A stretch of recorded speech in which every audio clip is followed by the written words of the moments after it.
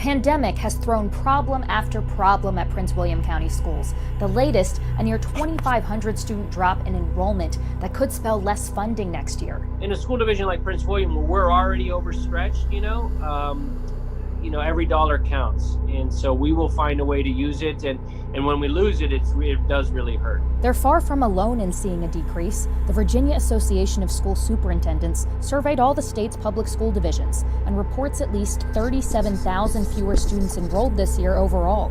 Student numbers are part of how the state calculates its aid each year. VAS Executive Director Ben Kaiser says this drop translates to a potential $155 million loss of revenue. Teachers, like Fairfax County librarian Kimberly Adams, worry they'll bear the brunt of that loss. It translates to staffing numbers, so the more students that we don't have enrolled in FCPS, the more chance that there is that we would reduce the number of teachers that we require. They're all urging the state to use past enrollment data to calculate funding for next year. Jess Arnold, WUSA 9.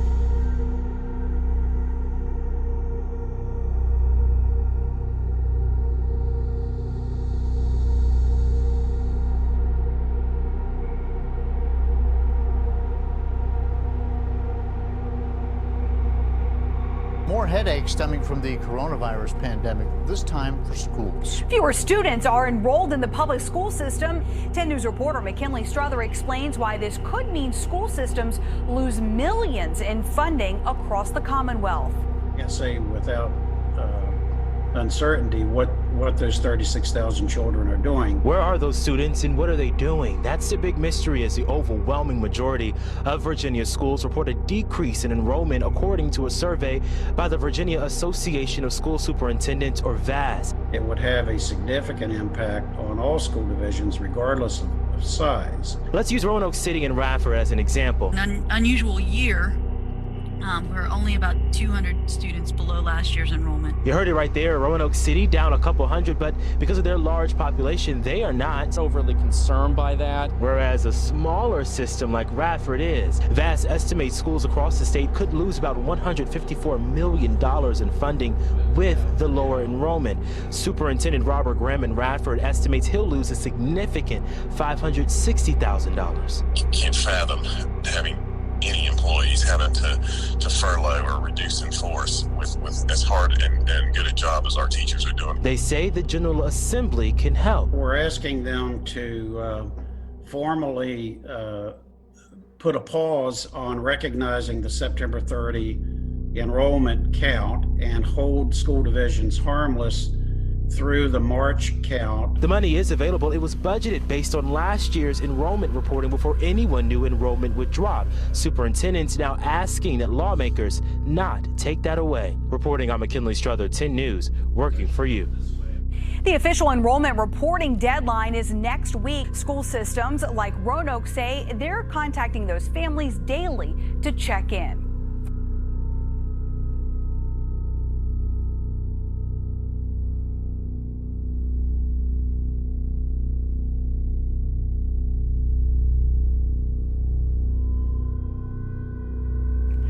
New data from the Associated Press shows public school enrollment has dropped by more than 2% in 33 states since last year. That's roughly 500,000 students. So News4JAX reporter Ashley Harding is live this morning. And Ashley, Florida's enrollment information is not available, but the report shows Georgia is also following this disturbing trend. It is Melanie and Lena. Good morning to you both. Yes, Georgia's numbers enrollment is down nearly 2% as well. And with many school budgets depending on the number of students being enrolled, this could have dire consequences in the long run. Looking at the report, 500,000 students in more than 30 states have dropped from school enrollment books since last year, with the drop in kindergarten enrollment making up 30% of the total reduction. The report shows the states with the largest declines are Alabama and New Hampshire, which is interesting because enrollment overall in those two states have typically gone up by about 0.5% in recent years. And looking at the Peach State, Georgia's public school enrollment is down 1.93%. In the Atlantic Public School District, the decline is higher and stands at 2.7%. The district estimates that enrollment drop means it could receive roughly $4 million less next year in state funding. And while Florida has not released its data for this report just yet, we have reported that the state wants to put more focus on intervention for students who are struggling with their current education plan starting next semester. Live this morning, Ashley Harding, Channel 4, the local station.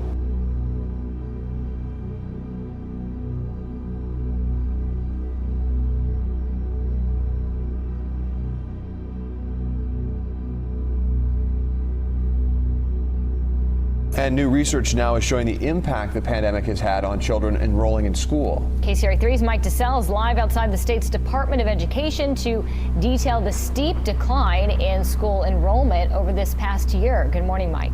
Yeah, and the state school superintendent says the Department of Education here now drilling down on these numbers to figure out how to get these students back after these steep declines. Take a look at the number. The state's education department says that student enrollment dropped 160,000 students from 2019 to the 2020 school year. That's when the pandemic started and when the governor shut down schools last spring. Most of those were focused in the grades of kindergarten through 6th grade.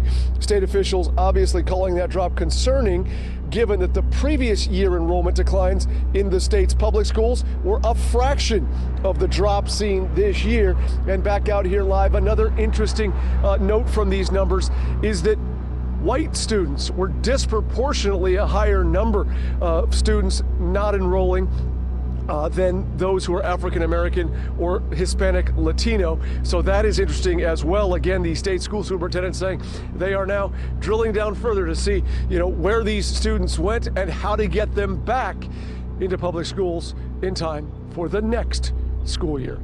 Live outside the state's Department of Education, Mike DeSalle, KCRA 3 News.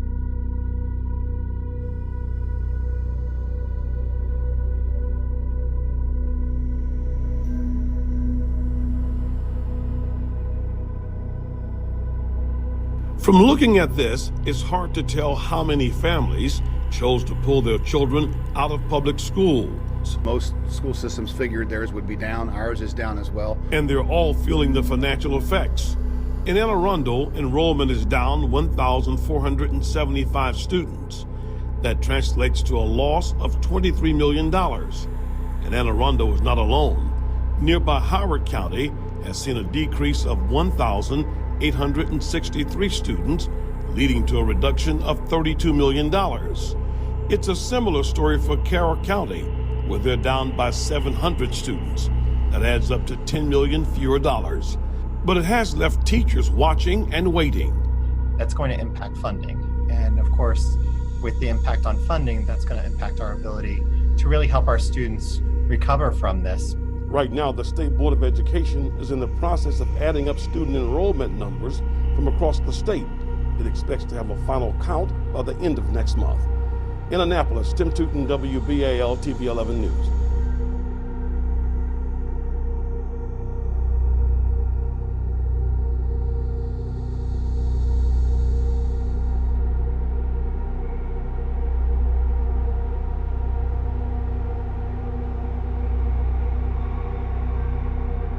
As a developing story out of British Columbia, a First Nation says the remains of more than 200 children have been located, buried on the site of a former residential school. In fact, the largest residential school in the entire national network from the time. Laura McQuillan has the details we have so far on this. Laura? Heather, we learned this yesterday from a press release from the Kamloops Desi Wet'mak First Nation in Kamloops.